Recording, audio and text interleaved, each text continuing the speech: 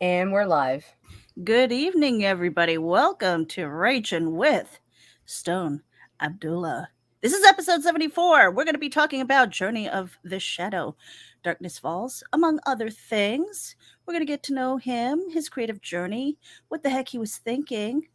And yeah.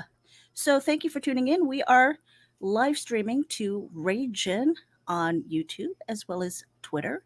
And if you want to interact with us, make sure you head over to our YouTube channel and hit the subscribe button.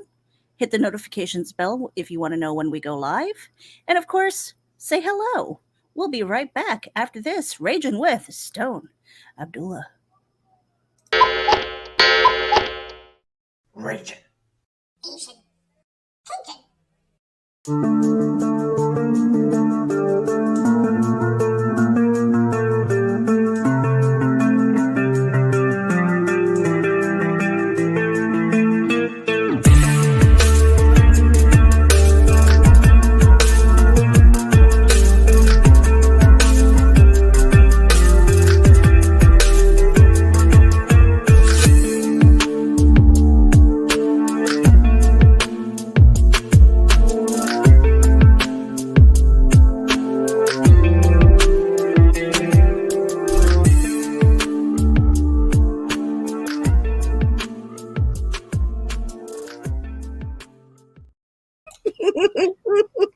I don't know why Nita's giggling and she's bouncing and everything, but hello, everybody. Welcome to Raging with Stone Abdullah. We're going to be talking about his creative journey and, of course, Journey of the Shadow.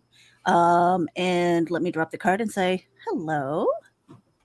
Hello. How are you ladies this evening?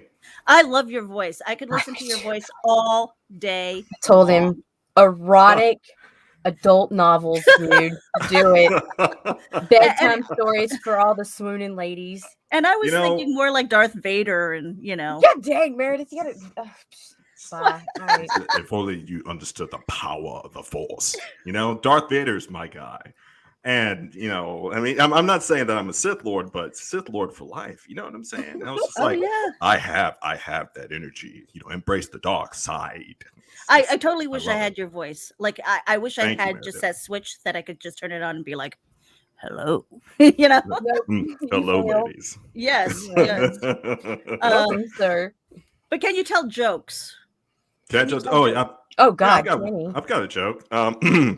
Why are there no Walmarts in Afghanistan? Why? I'm so scared. Because there's a Target on every corner. Oh, no.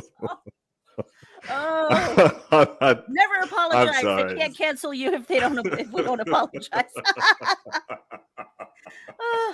There's a million and a half more where there came from. My ex-wife just couldn't stand it. So I was like, this is not going to stop. This train was at the yard.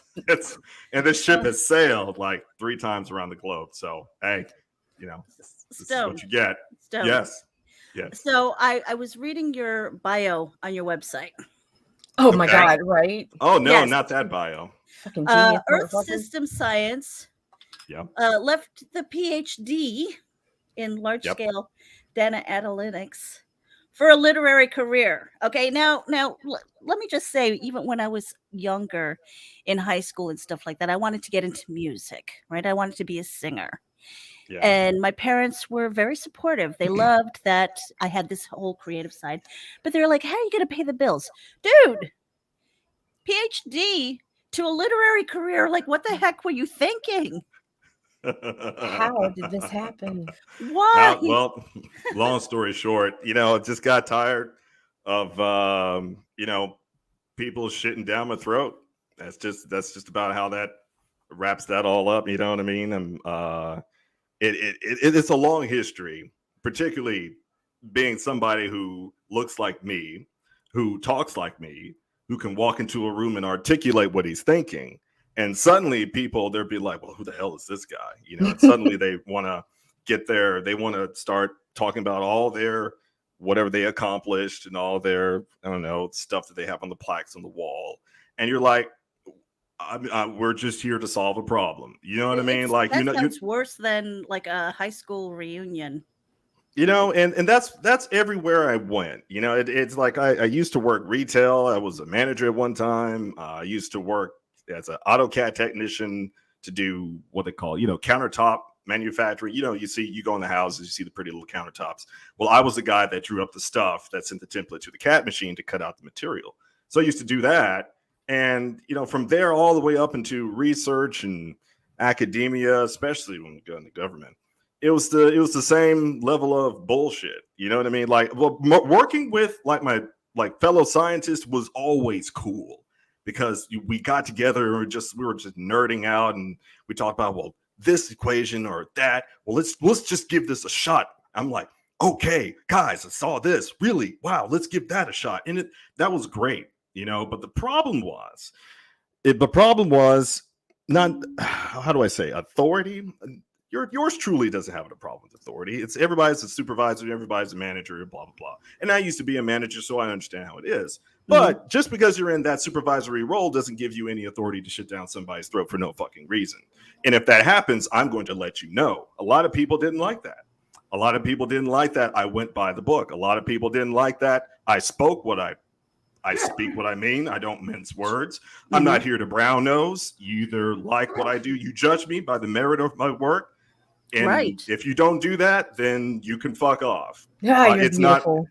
It's not worth me burning my life or trying to increase this, aneurysm on the back of my neck and blow that out just because I'm trying to satiate somebody's expectations who can replace me in a week. I'm like, no, fuck that.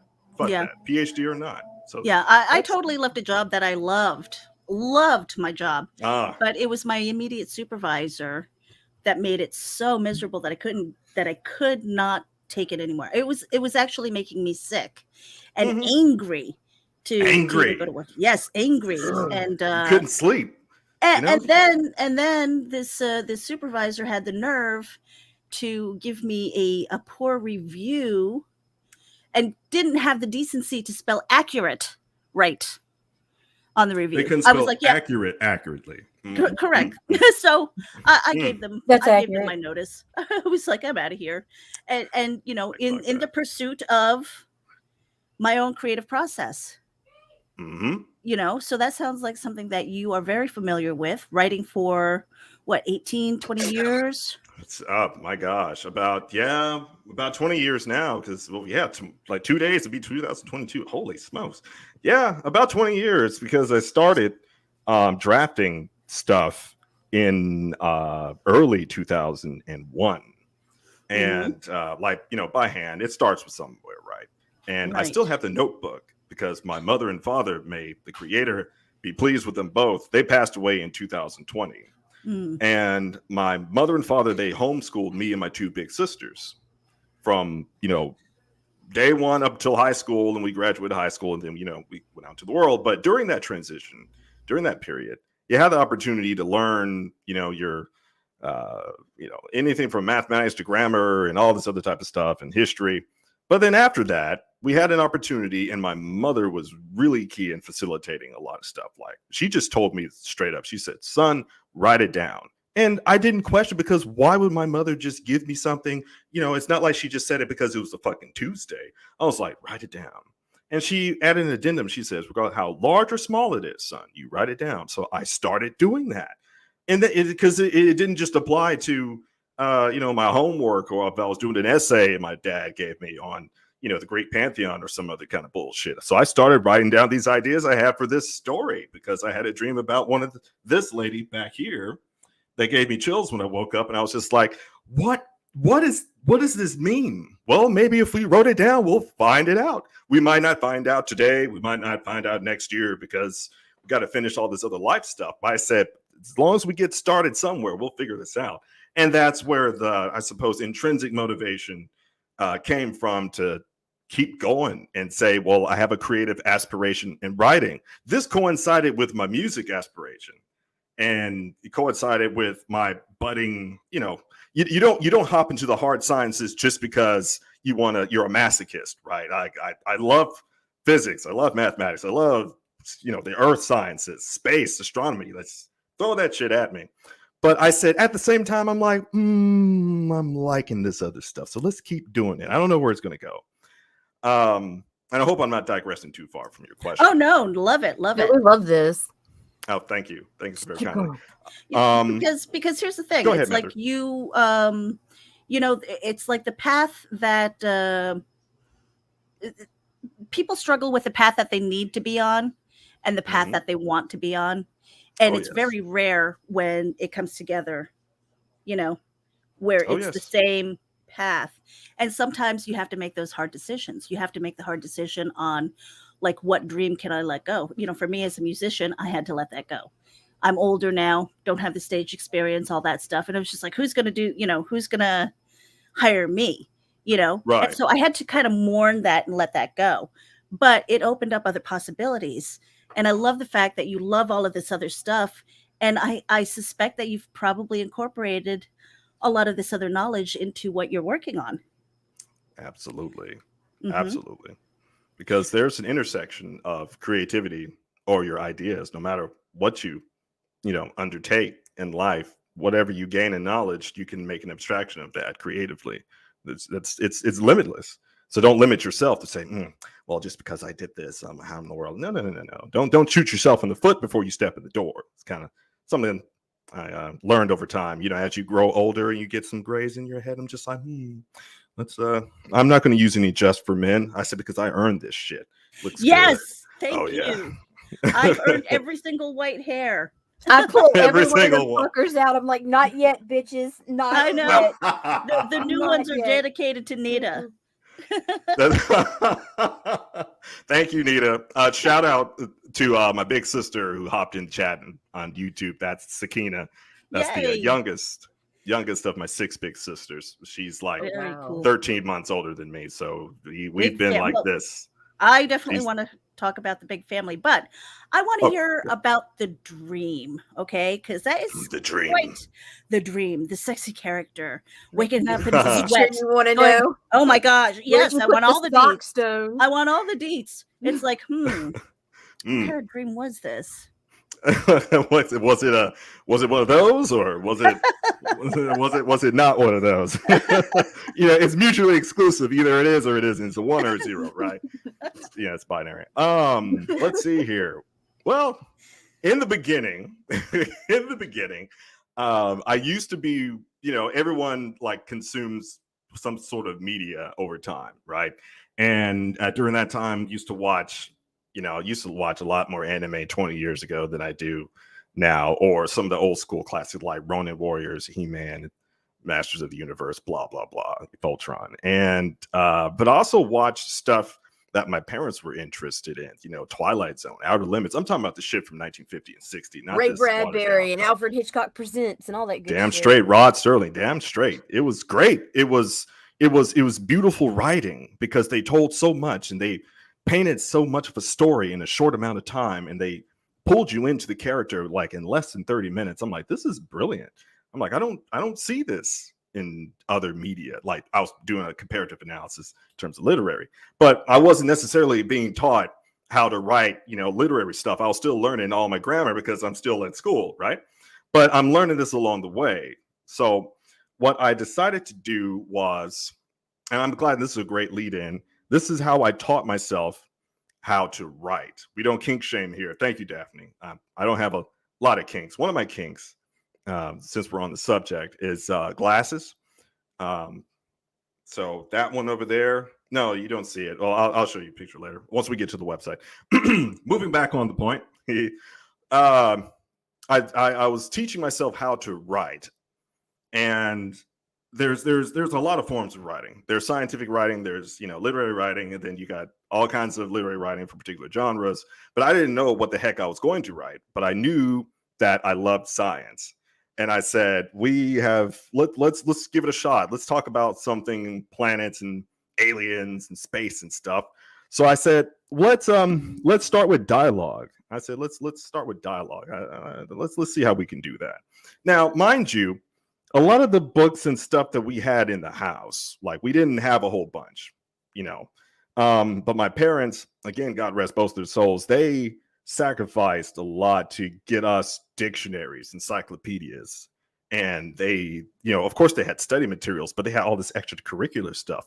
And I was going to bed reading dictionaries when I was like 7 and 8 years old. And my mother's like, yeah. I was like, Mother, can I read this? She's like, yeah, go ahead, read. I was just like, So I was learning words. So I was like, there's a way to put this together where I can paint a picture in somebody's head. I said, but the TV has all this animation stuff. I mean, you got actors and they're all emotion and blah, blah, blah, and they have a dialogue. How in the world can I extrapolate from what I'm seeing on TV and see if I can convert that into words?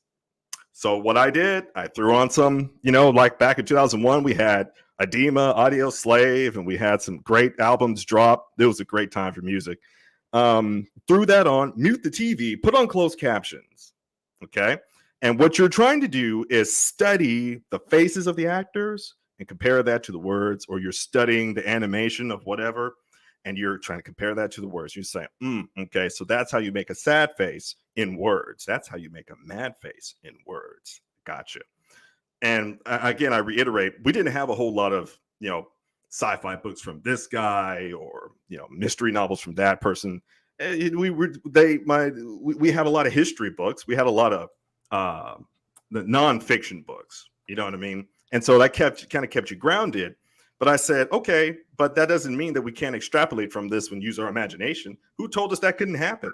Right? So I was like, let's just derive some parallels and we'll go into fiction. That's just kind of how it worked. No one told me. I just kind of found that out, by experimentation. Human beings are creative things. We learn by observation. And if you just foster that, and facilitate it and just tell the young human being with that interest, go for it. I guarantee you, they don't need to go to fucking college and spend $60,000 to get a 4-year bachelor's degree to learn how to fucking write. I just taught myself just by doing stuff, just by doing.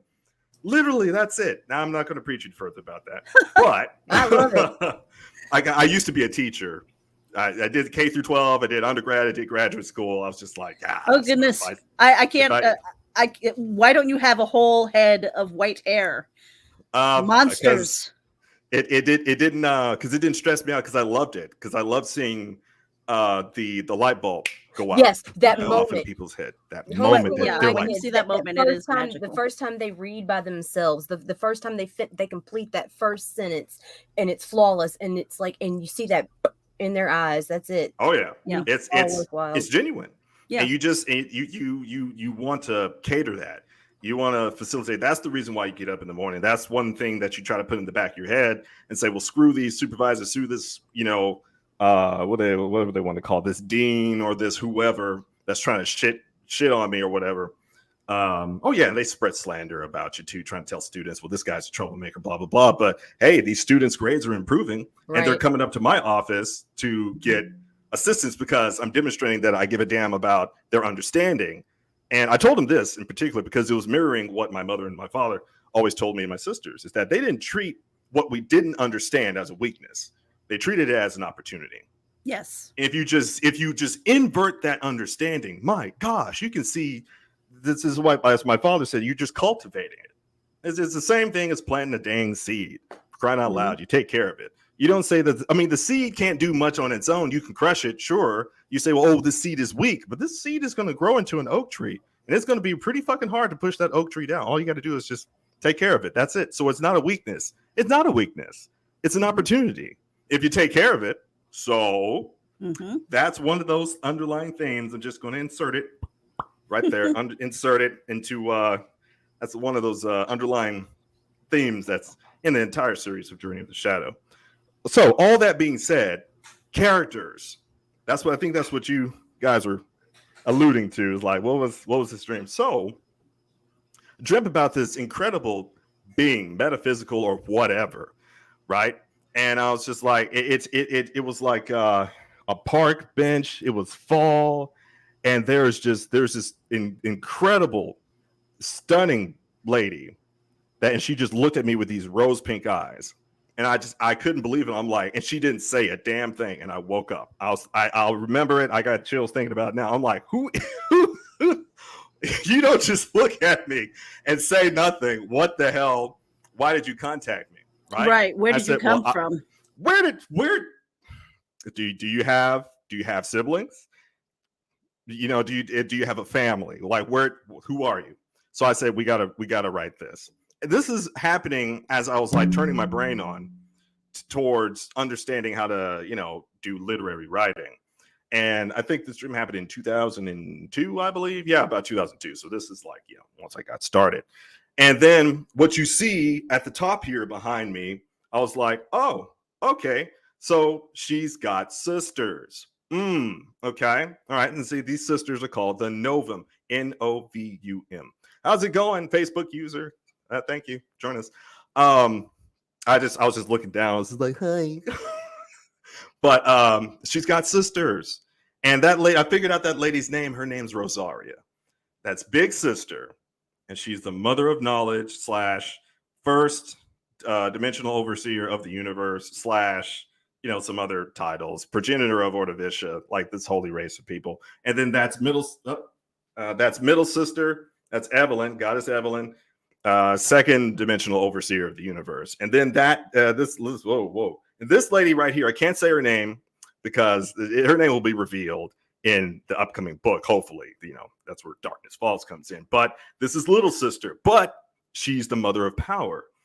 And that's the third dimensional overseer of the universe. It's kind of like little sister takes care of the things that big sisters put into place, if I can summarize that. And this is still in terms of character development, because I got to get to talking about my boy back here. Oh, there he is, Commander Tsumisu. There he is, this guy. And I said, when I was developing this, you know, matriarchal system, I think I was studying history. And I was probably looking at what was it? The Queen of Egypt, when she was with Nefertiti. I think that was her name, Nefertiti. The one that was just like, Alexander, you might call yourself great, but you ain't that damn great. Sit down. I was like, what if we could just do that? But we can use it in more of an absoluteness. Where did I get this absoluteness from? Mathematics. I was like, as I was studying the Egyptian pantheon, and then you looked at the Greek pantheon, the Roman, the Norse, and I was looking at all these things. I said, there's too many idiosyncrasies. This is for me. I was like, there's too many idiosyncrasies. You know what I mean? There's too many what ifs, ambiguity, uncertainty. You know, they like Hermes, the god of speed. You know what I mean? Mercury, right? I was just like, there's too much. How do you say? Going? It's like a soap opera in terms of. I'm like, if they're supposed to be overseers, right? I'm not trying to make them like people, because if I'm going to write a book, I want the reader to differentiate between how humanoids behave commonly, and then when you read where a deity steps in, there's going to be like, damn, okay, and then that's just what it is. So let me just pop in here for a minute. Do you ever get lost in the research? I would like to. You would like to, okay? Because you know, from the way you're talking about it, it seems like, you know, you're developing this whole world. You're developing this whole character development, their backstories, the history behind them, and that has to come from somewhere, right? And so, like, when you go diving into research and things like that, I mean, we like to say, oh, it's all from my head. But I mean, for me, I don't believe that they're truly unique ideas. We have a unique voice.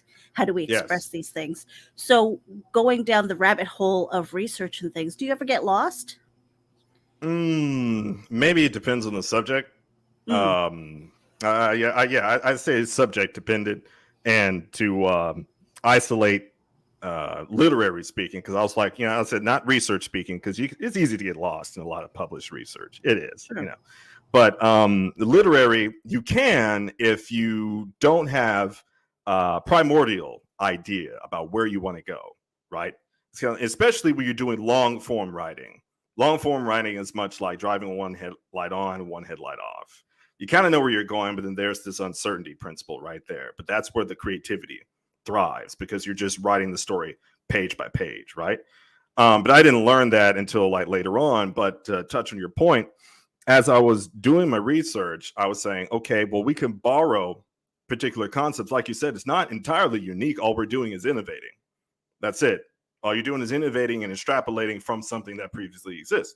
So as I was doing my research on all these, pantheons and stuff like that, I said, well, for crying out loud, we can borrow a couple of, temperaments or characteristics or traits that they would do in terms of, I'm talking about the deity system, matriarchal deity system. I said, in terms of what they do as goddesses, I said, but what we can do is just, build a foundation around that from our ideas, the innovation, right? And creativity is the art of hiding your influence. I should also point that out.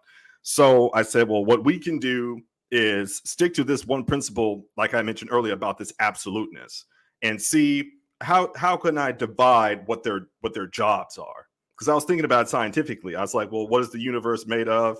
Okay, I'm like, okay, we have the Higgs energy field, we have a dense energy field, we got strong force, weak force. And I was thinking about all this in terms of how I'm dividing up how the goddesses came to be. That backstory, that's a whole nother story.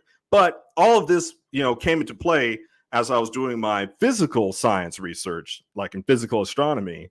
And as I was, developing concepts about who these goddesses were, what their function was in the universe, and whether or not they are derived from something or they are of the universe, period. So I'm going to leave that ambiguous because, no spoilers. But that process, I would say, really took that really escalated like around 2005. Oh man, yeah. I was just like, man, we could do a hell of a lot more, because I was learning more about what do we call it? Atomics science, what do they call it? Subatomic science, and all this other type of stuff.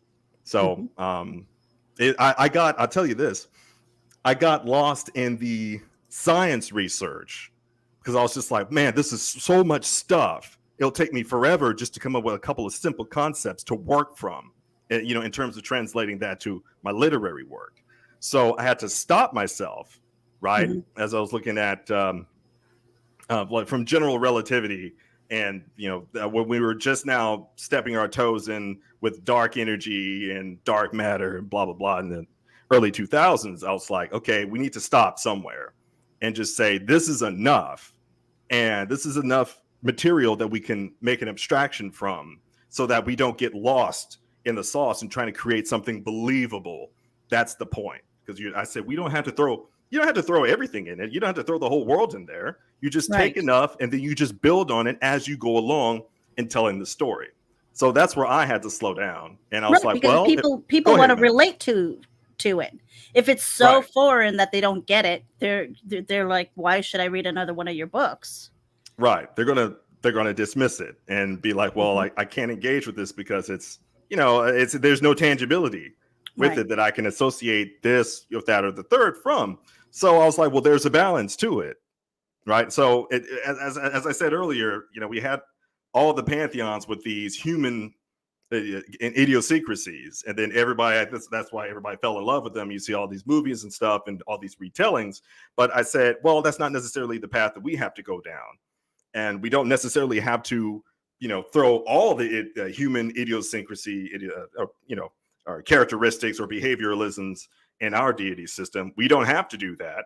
I said, but what we can also do is we can implement certain portions of their of who they are or what they are. And it took me 4 years to come up with her personality.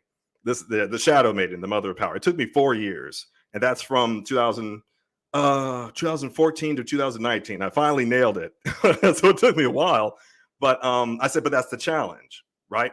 What of these characters that I'm trying to design am I trying to communicate to the audience that they'll borrow from, be like, okay, all right, I see your point, girl. Go ahead with your bad self, shake your groove thing, and et cetera, et cetera. And how does that play into the world that I'm building? How does that impact the characters, and so on and so forth? So, oh man, that's years of growth and juggling that in your head as you're going throughout the world, and being a manager or getting a job here and starting college there. Like all of that was still happening. Right. Yeah. Real life yeah. doesn't stop because you're writing. Right. But then, it all came to a head, like we said, at the inception of this conversation. But yeah, it was easy.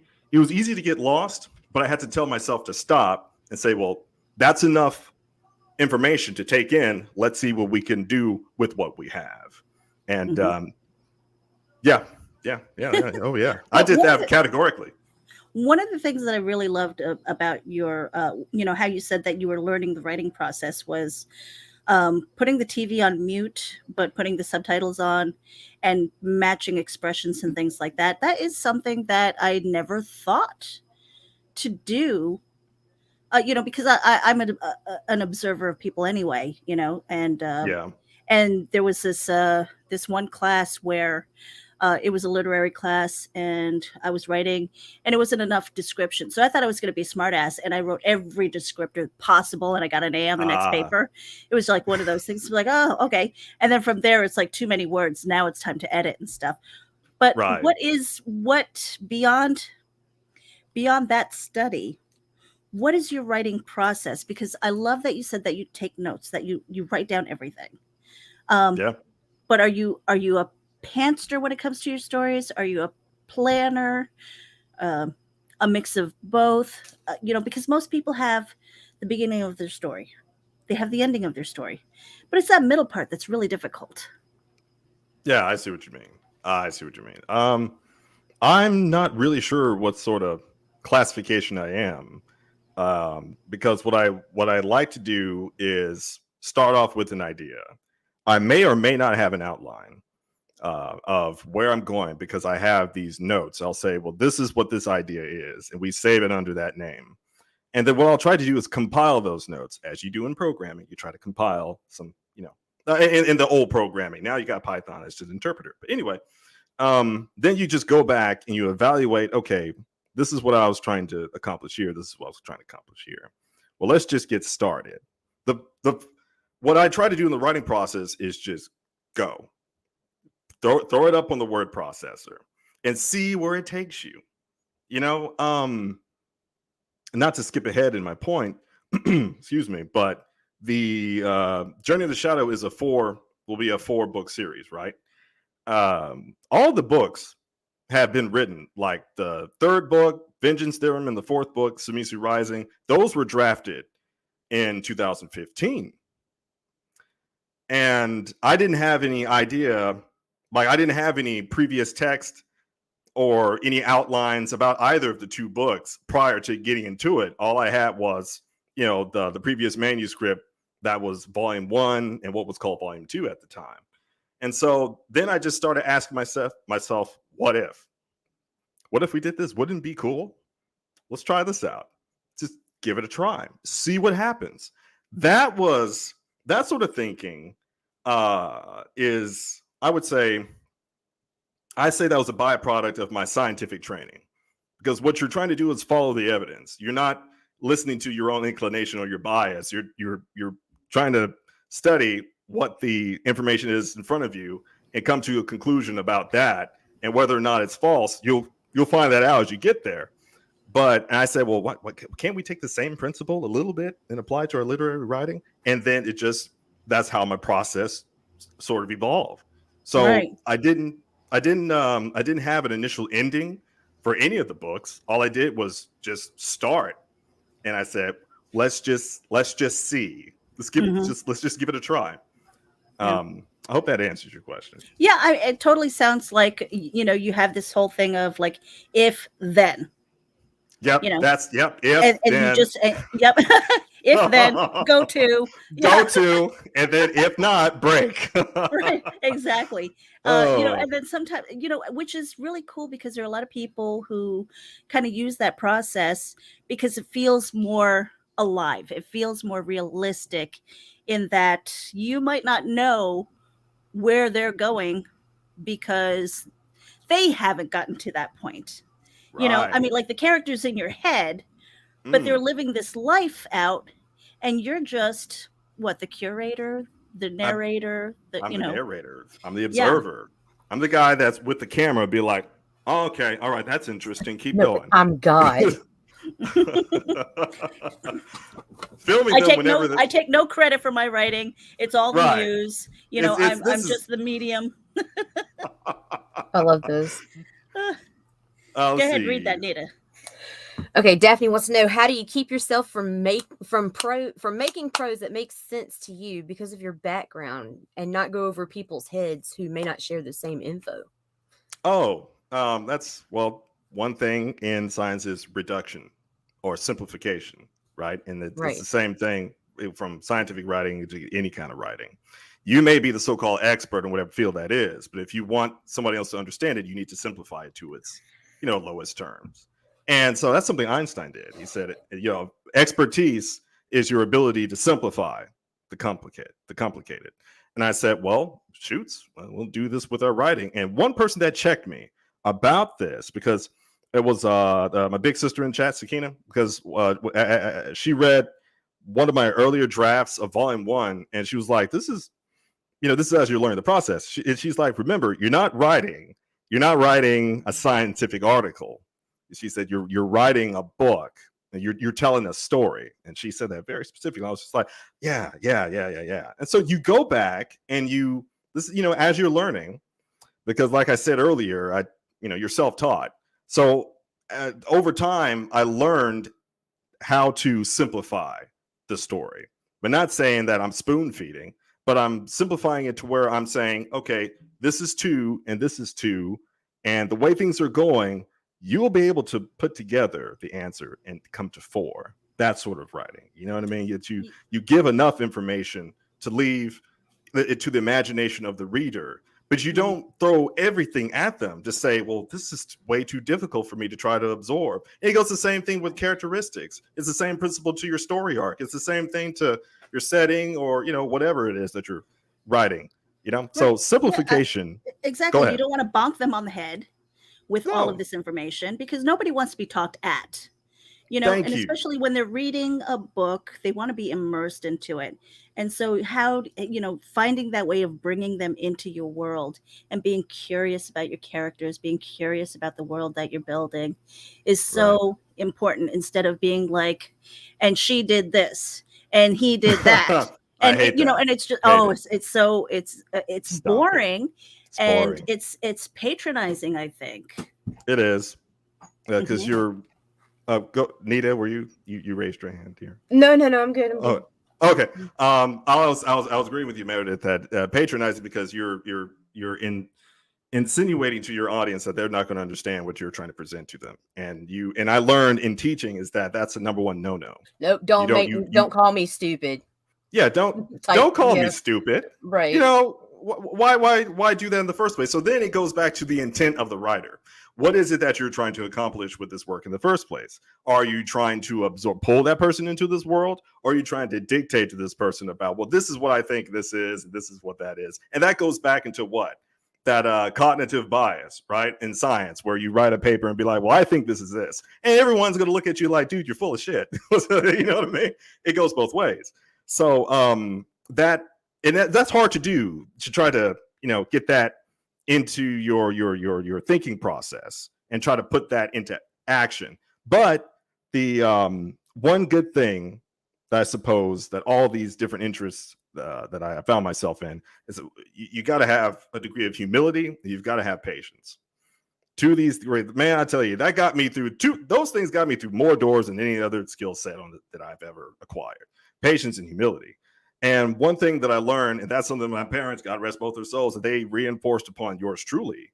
But the humility part is, I'm not going to know everything. I don't want to know everything. I'm here to learn until I'm called back. So I'm a learner throughout life. And then on top of that, whatever it is I'm trying to learn, I need to be patient about it. You see how these things intersect? So there's no, diametric opposing ideologies. The thing about it is that once you have the humility to say, this is what I'm trying to present to the other person, right? These are the characters that I'm trying to give to them. You're giving something to them. You're trying to instill some sort of inspiration, some sort of life within them, some degree of a positive aspect of the human experience, right? This is what you're trying to instill within the other person. Some people will pick it up, some people won't, and that's just a function of human behavior, but that's not something you should worry about, right? The thing that you're trying to do is be honest with yourself, be honest with your writing, and say, well, this is the best representation that I'm giving to you about XYZ character, and you can see these other characters down here, and yada, yada, yada. It just goes across the board.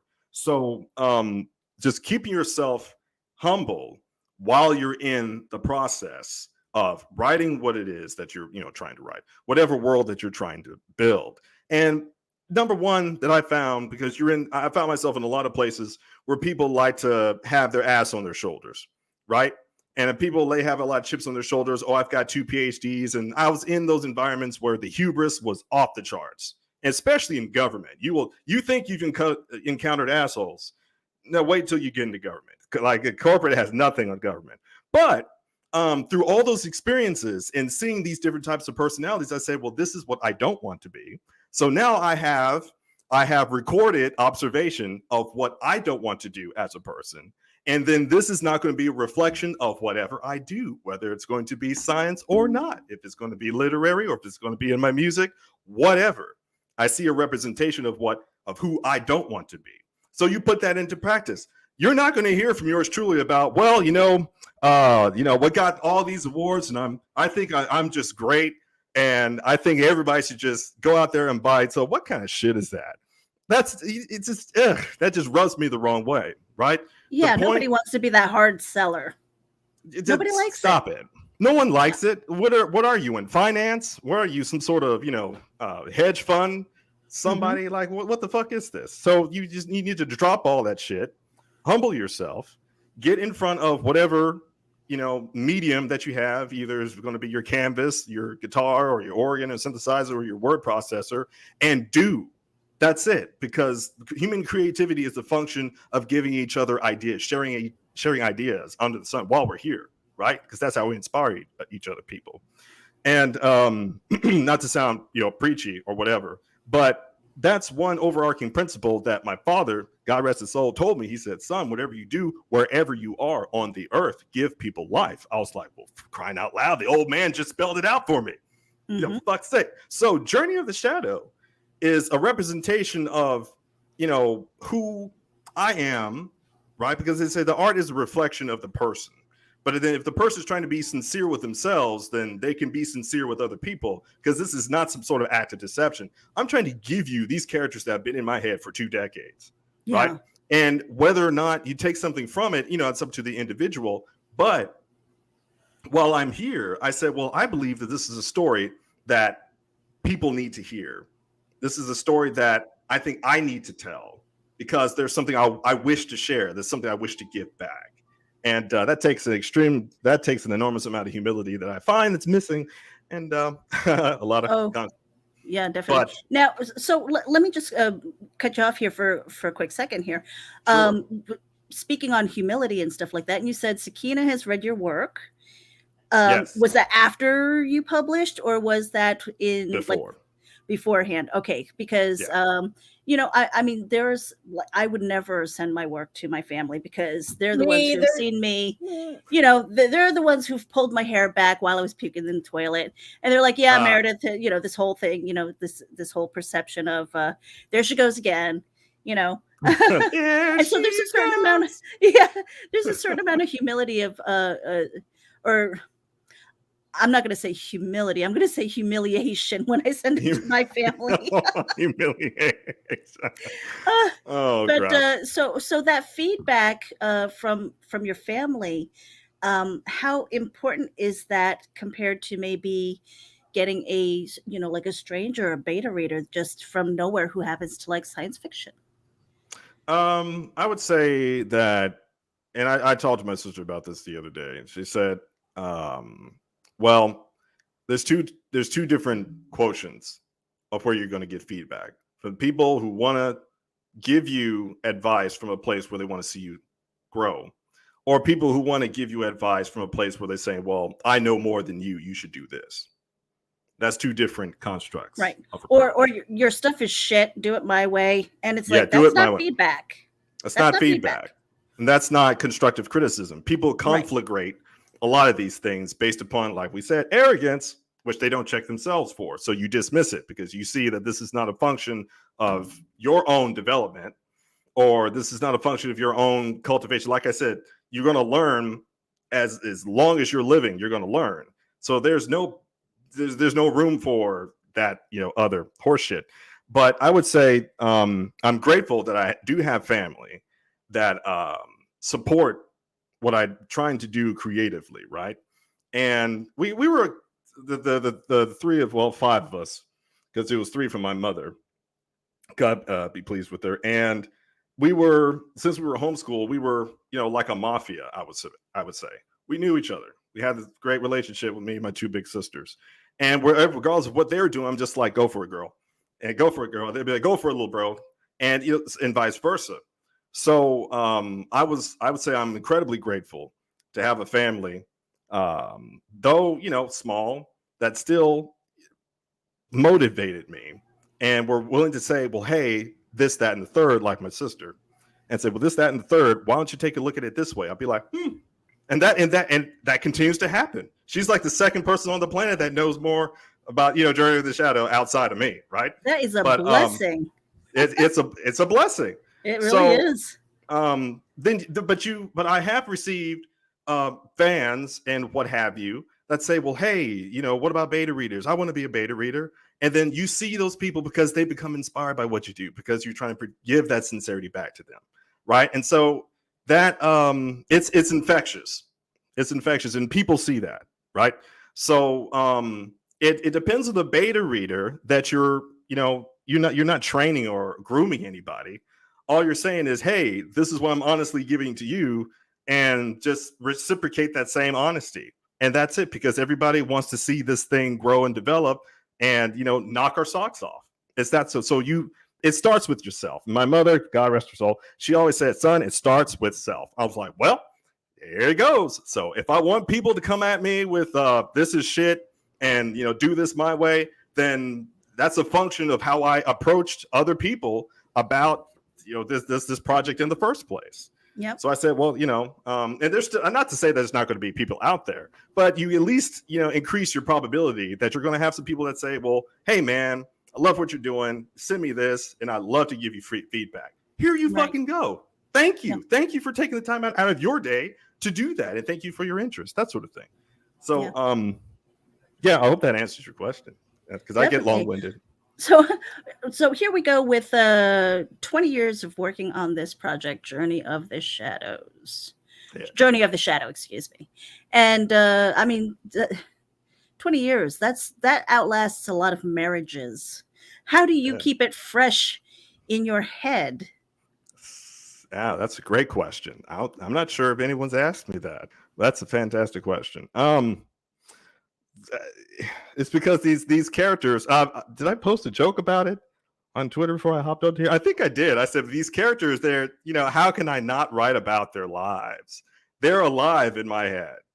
And it sounds, I tell people, I said, to be creative, you got to be a little crazy, because it's like you got all of these voices with different personalities, with different histories and backgrounds that you came up with, that you're trying to convince other people are real on paper, right? You got to be a little crazy, but it's fun. It's fun. Like Quentin Tarantino in that interview, and she was trying to hound him about why he put so much violence in there. He just responded, because it's fun, Becky, because it's fun. It really is. I love the director of Death.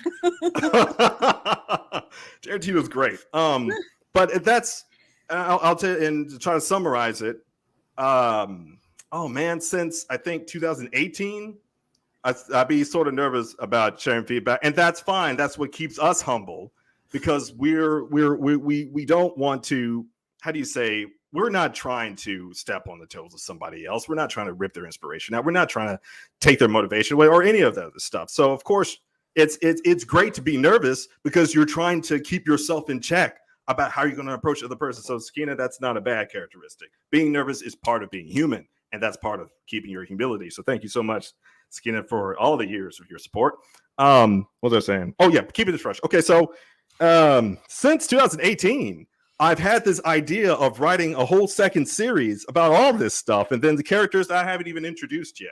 So there's this whole world that's just ongoing, right? And this still goes back to writing it down, like my mother was saying. I'll open up a new Word document and be like, this is an interesting idea. Let's just write it down. And once we get to this point, we'll see where it goes. But it's I would say fascinating, particularly as you go through different walks of life with different challenges that you confront and different adversities. And as you confront them, it's kind of like your characters face that with you, and then you start to see these ideas take fruition as you continue to walk through life, and how it impacts their life, which impacts their storyline, their background, their history, how the arc evolves, and how it's going to intersect throughout some story that you don't know that you're going to write, because you don't know what's going to happen tomorrow, right? All you're doing is just taking a shot. That's it. All you're doing is taking a shot. So the freshness and the innovation and where all these ideas are coming from is really an abstractionism of life itself. That's it. It just keeps going like the Energizer Bunny. And that's the challenge too, because I mean, again, you can have a long-term relationship with somebody, and you have those low periods where you're like, I don't even want to talk to you right now. It's like, why are you breathing? Why are you here? You're still here? How'd you get it? Right. I'm calling the cops. Piece of shit. Why are you breathing? Go away. Why are you breathing? You Go smell, find a friend. you smell like Brussels sprouts. You asshole. Now, Daphne Leitch is asking a question here. Also, since you call yourself self-taught creatively, what are some of the things in your process do you still consider hurdles you need to push through? My goodness. What hurdles do you have? You have your own hurdles, right? I'm not saying that I'm not standing up here and telling folks that every day I'm just balls to the walls. I'm throwing stuff up there. We're human beings.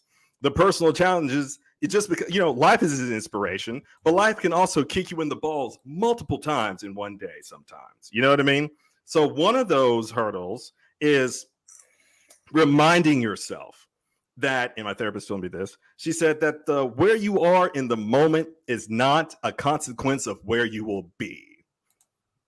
One of those hurdles is reminding yourself every day, regardless of what you're facing. I don't care if it's finances or if it's friendships or relationships or whatever the hell that human beings face in this life. Where you are in this moment, it's not a summation of consequence about where you will be.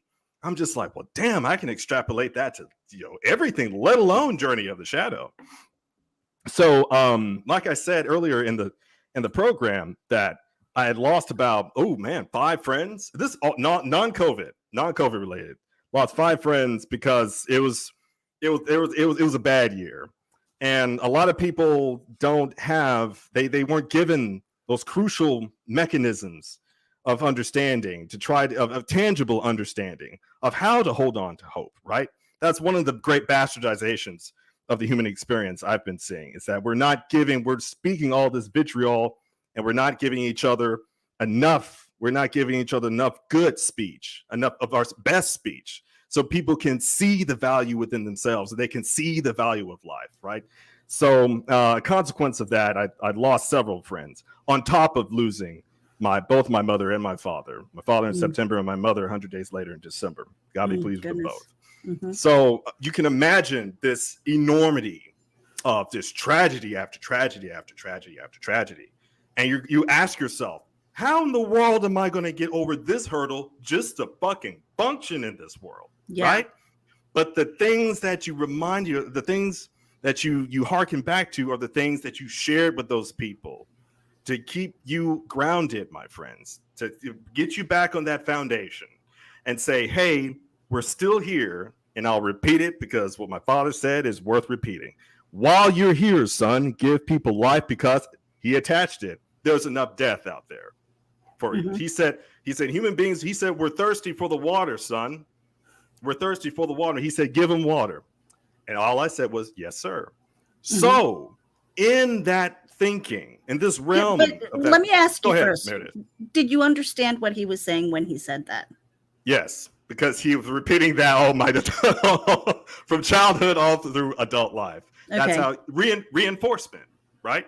Yes. And so I'm extremely grateful for my parents. I say that enough.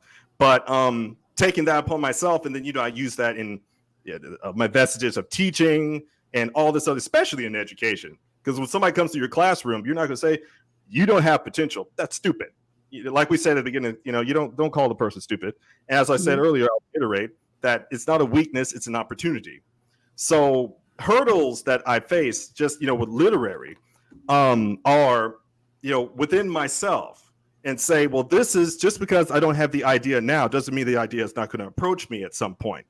That's the creative process. That's how it works. So again, I'll repeat it. A process or a function of getting over a hurdle is patience. Boy, and my dad dropped this on me because his dad dropped it on him. Have patience with your patience.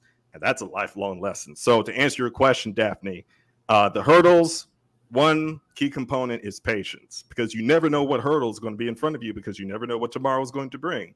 But if you're patient through it, I guarantee you'll be successful.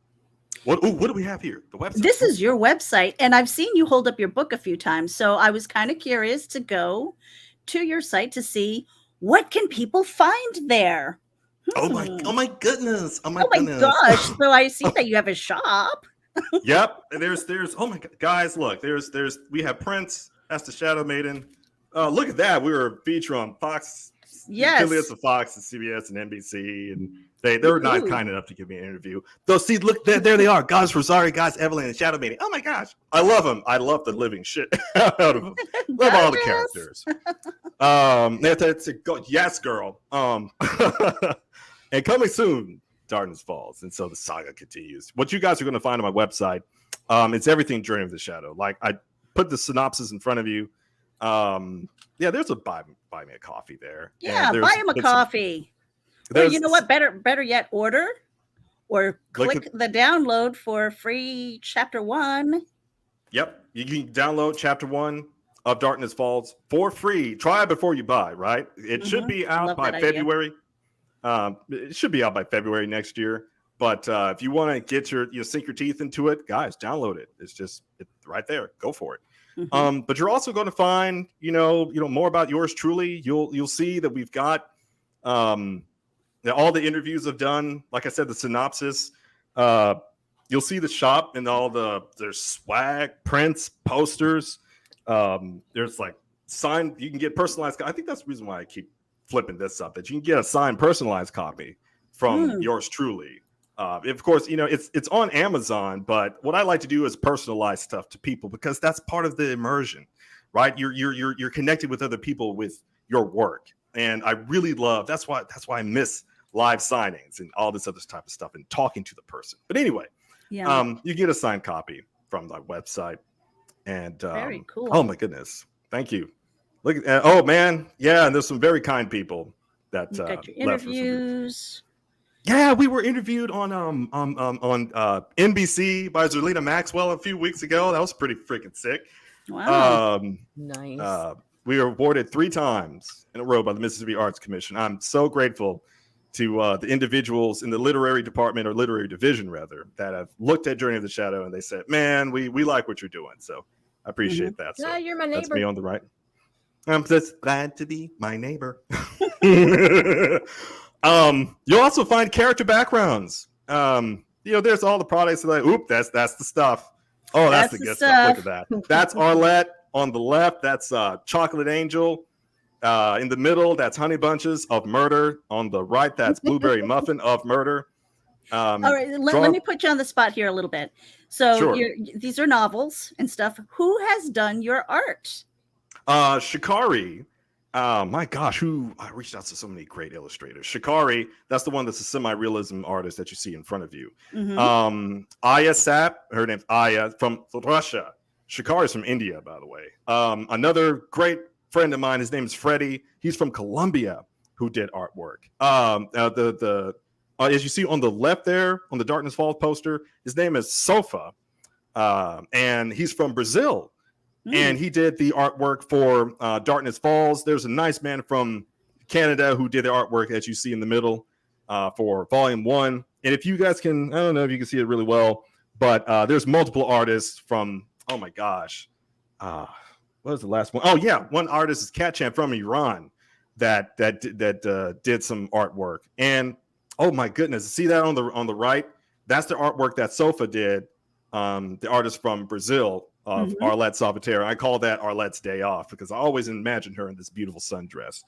And that's our boy, 19-year-old Commander Tsumisu of the Sonzai clan with existentialism. He's got a lot on his shoulders, even though he's got an incredible amount of supernatural powers, but no one's subject to no adversity. And that's what you'll learn in the story, Journey of the Shadow. He's the Shadow, and this is his journey. Guys, And you of get course, swag. Swag here, yeah. Phone cases so you can just show it off. You'd be like, guys, you need to, get up on this Wisconsin death trip. Rest in peace, Wayne Static. And I'm on Twitch. I'm trying to get like a good schedule or whatever. I love that picture because I was just like, man, look at this hair. I'm trying to get a consistent Twitch schedule, so you guys bear with me on that. And finally, you'll see the character backgrounds. I, did some little cards. Back in the day, we had video games. You opened up the video game case, you got this thick booklet of characters and their profile. And so I try to throw that to the people so they can get a taste of who the characters are before they read the novel proper. And that's my man, Captain Gucci, man, Shujin Iwado, Mark of Evelyn. He's an alien. You can see race, Devonian, Ordovician.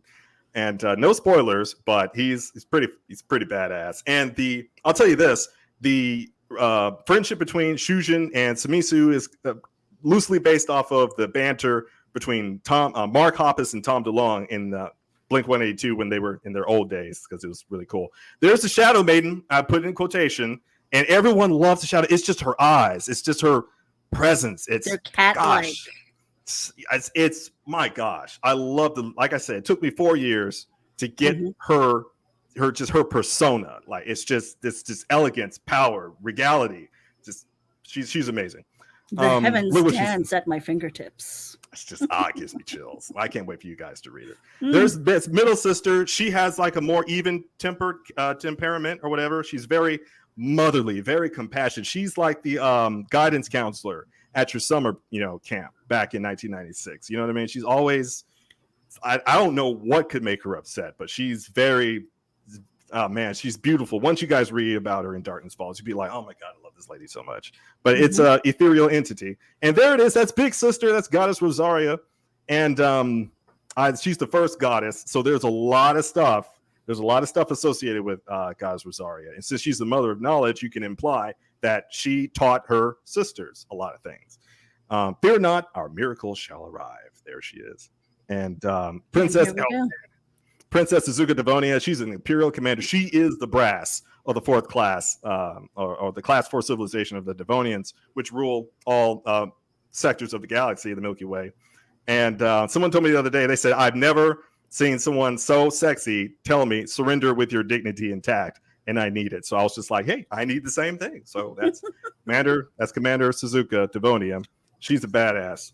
So so we have the links to your social media as well as your website on the show notes. So everybody who's tuning in, if you're watching on Facebook or on YouTube, you're just going to see all the links. Follow him everywhere. Just don't peek in his windows because that's kind of weird. Unless you're into that or kind of kinky. Thing. Don't shame. I mean, just don't bring the mineral oil because I'm sensitive. All right, like just hold off on the mineral oil, please. But I love that you have all of these things available on your website, and you do have a Kickstarter that you're waiting to get approved. Yeah, I think we'll get it approved. It's just there's shenanigans on their side, but so once we have that link, we'll be sharing that out with our family and friends. Oh yeah, it's gonna be cool. It's gonna be indescribable. I appreciate you guys. So now, with the Kickstarter in mind, what are you going to have back issues? I mean, it's like 1 and 2 that are out. Oh, right? yes. 1's out. 2 is what we're doing the Kickstarter for. Okay. And book 2 is Darkness Falls.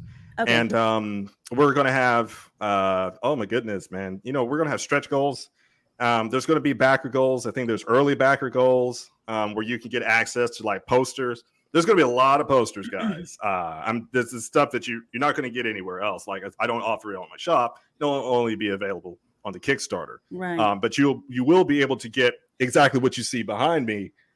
These 22 by 28 inch high quality posters. Like my God, it's amazing to wake up and be like, that came from my head. Okay, all right. Well, let's give this another shot. Okay, I guess we're doing something right. But anybody who doesn't have the patience to wait, they can get book 1 from your website and on Amazon. That's correct. If you want a signed Awesome. copy, go to my website. If you just want to order from Amazon and get the Kindle version, go to I'm sorry. If you want to get the signed copy, go to my website. Mhm. Go to Amazon to get the Kindle and the paperback version. Very cool. I mean, I am looking very forward to this. In fact, I think I'm going to head over there after the show and order myself a copy because this sounds like it's right up my alley. Yeah, it does. I appreciate Yes. I appreciate that. I appreciate that a Absolutely. lot. And Stone, we blew past our hour. Did we? blew Oh, it. my sweet merciful. Oh, look at that. I did. There's the timer. It says live. It's right there. I didn't even notice it. Oh, crying out loud. We blew You know. past our hour, but it has been such a pleasure to talk to you this evening about your creative journey, about the insanity of creating these worlds and bringing this world together. 20 years of dedication to these characters, and before we cut it off, okay, I think I could talk to you for hours. You were saying Usual. something about the that connectivity with your readers and stuff like that. Yes. Looking at 22 right around the corner, Mhm. are you scheduled for any events where people can meet up with you? Not yet. Not yet. What I'm doing is trying to look at because we have an anime convention coming up in March, and I don't know with the current situation whether or not that's going to be a thing or whether they're going to push that. So you guys just keep, if you follow my website, journeyoftheshadow.com, then you'll take a look if I have any events scheduled. And of course, and then in June, there's the Comic-Con that we hold in Mississippi. So I'm hoping, fingers crossed, by June that I'll, have a stand there that people can meet. But in the immediate time, I used to do a lot of book signings in the Barnes and Noble up here. So, but they had to do, restrictions, and guys know the whole story. But hopefully in 2022 we can get back to the live signings that I did before the plague hit, and just keep the ball rolling, because it's the same as when I was in the classroom. When you meet the student and you talk to them about the subject and that light goes off, it's the same thing, and it brings you it's indescribable joy that you can share that kind of life with somebody else. So guys, keep your eyes peeled. See if yours truly, Stone Abdullah, will be out there to be like, hey guys, get your finger guns ready, because I got you. You're in my sights. You also said something about that it's a 4-book series. Oh yes. It can't end there. What's coming after that? Oh yeah, great question. Okay, after Darkness Falls, that's right around the corner. After we release Darkness Falls, which is book 2, book 3 is Vengeance Theorem, which I'm just going to tell you guys, it's lit. You're going to learn, my God, whatever you read. Darkness Falls is just about twice as long as Volume 1. Okay, so this is about 98,000 words. Darkness Falls about 175,000, and it's very big. Okay, it's like it's huge. I have a reading problem, Stone. I have a reading problem. Okay. Do you have a reading issue? My Do you have a reading issue? Is that once I open up the book, I have to read it from cover to cover. So I have to make sure that I dedicate a day and a half for this book. Okay. You probably just saying. But you won't regret it. Setting that time aside, and I totally get it. Well, you asked me. Yeah, it's just the end. No, it's not. 2023. Hopefully, we'll get book 3, Vengeance Theorem, out. Oh my gosh, you guys are gonna. It's amazing. I already have the outline for it on my 4x3 dry erase board. I wasn't planning it, but like my mother said, write it down, so I did. And then 2024 should be hopefully book 4, Tsumisu Rising, where it just blows a lot of things that I'm even telling you guys about Journey of the Shadow out of the water, and it won't stop there. I want to write a second series, and but I'm not going to get ahead of myself. But it's all here. I was going to say, are the voices talking to you already? And you're like, nope, wait your turn. So stop, be quiet. Especially this one, Blueberry Muffin of Murder. She's a badass, hot-headed, and Fred Durst from Limp Bizkit likes her. And Mercenary Tatiana, I tell you. So if you're looking for ethics, don't talk to her, but I hear from her a lot. But no, this is not the end of Journey of the Shadow. There's so much more that I want to give to you guys. And so even after book 4, look out, because I'm coming at you. He's going to give it to us. Yeah. Oh yeah. And on that note, we need to get the heck out of here, you guys. It's been a pleasure to sit with you. We've been raging with Stone Abdullah. We've got Journey of the Shadow. Go get the free chapter so that you can preview before you buy. get the book. Darkness Falls. Keep an eye out for the Kickstarter. We'll be sharing the links. Follow him on social media everywhere. And final question, Stone. Yes, Meredith. If someone new coming into writing were to approach you and say, give me one piece of advice, what would you say? I would give them the same advice my mother gave me. Write it down.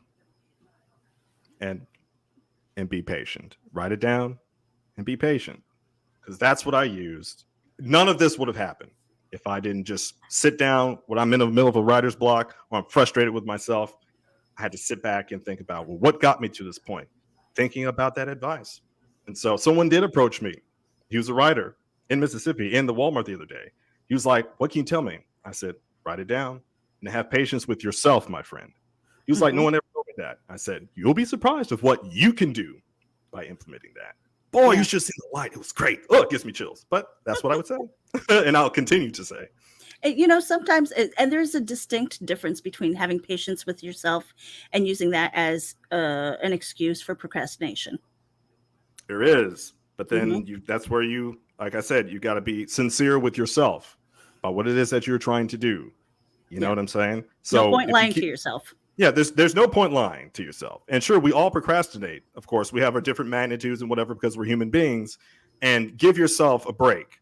Absolutely. Give yourself credit for crying out loud of where you've come, how far you've gone in your journey. Okay, you may not have published, but that doesn't mean you're not going to. Hell, you might have 8 books in you. You don't know. But the point is to just keep trying. And we fail if we stop trying. That's where failure happens. And even if you do fail, you're going to learn something from it. I failed in a lot of shit in my life. Look, I'm almost 30. I'll be 35 in 2 months. I failed at a lot of shit. I don't care about all the plaques and awards and all this other type of shit. I failed at a lot. But my goodness, didn't I learn a whole lot? You damn straight I did. So don't be afraid of failure, my friends. And be patient through your failure because that patience will allow you to see what it is that you can extrapolate and learn from. So people that come to me and be like, dude, how the fuck do you do it? I give them that information as well because I saw it as a benefit for myself and keeps me humble because I don't want to give somebody misinformation or mislead them because I want to see them fucking succeed. I'm like, this is for the human experience. Let's do it, guys. Fuck yeah, let's go. I love that you said that you want to see other people succeed because there are a lot of people who are jealous by other people's success. Oh Why? God. Why? Stop it. Just why? I just want to be like Shia LaBeouf. Just stop it. You fucking ninny. We wanted to, if we elevate each other, especially have we learned nothing from 2020? Have we learned absolutely nothing? Shit, the more that we encourage each other, the more we're going to get through these adversities that have impacted everybody on the fucking planet because we ain't got nowhere to go. And in a short amount of time. So while we're here, we might as well fucking root each other on. It's just that fucking simple. But life teaches. Love it. I love it. It has been Beautiful. such a pleasure speaking with you, Stone. We hope to get you back so we can just talk, hang out, not just about your That'd be books, cool. but just to hang out and listen to those sultry tones of your voice. Oh yeah. Tell me you go sing. buy my book. Do you sing? I do. Oh, that's right. You are a musician. Yeah, I used to do that. Was some years ago, of course, and played guitar, played organ. I played at one of BB King's last homecoming festivals in Indianola, Mississippi. That was really cool. I was on like keys and organ, and I got to meet the legend before he passed. That was really cool. And so there's a whole history of me being. And don't even tell me that you've got like this baritone talking voice, but you sing tenor or something like that. That's right. Yeah, because that's what my mother. She said, "You sing tenor." I was like, "Oh, okay, yeah." So I'm just gonna. She said, "Don't you go up there, boy." I'm just like, "All right, Mom." I'm just like, "Oh. Why are you coming at me like that, Mom?" I'm listening to you. You're right. I'm learning. So I sing tenor. So it's pretty cool. I suspected that. I have a couple of friends who are like, they can beat me with some of those notes. I'm like, dude. I was like, bro, I had to have a whoa. Those head tones, my goodness. And so I could be talking to you for hours, but we got to get out of here. For everybody who is tuning in, thank you. Make sure that you head over to our YouTube channel and hit the subscribe button. Share this interview out with your friends. We have talked about the creative process. We have talked about Journey of the Shadow. And let's see, we've got Darkness Falls coming soon. So make sure that you keep an eye out on his social media. Follow him everywhere. Don't peek in his windows. Just follow him. Hit the share button. It's really easy to do. And on that note, you know what I'm going to do? I'm actually going to drop this card. I'm going to put you up on the big screen. Why? Why, Stone? Because I want you to say, throw my dudes. Throw my dudes. Ooh, love it. We're out of here, you guys. Thank you so much for tuning in. We're out of here. Hey there. This is Meredith Loughran with Ragin. And I wanted to let you know that we encourage and promote independent creators and their projects through organic interaction, consultations, and more. Visit Nita and me at RaginAVC.com for details and contact information.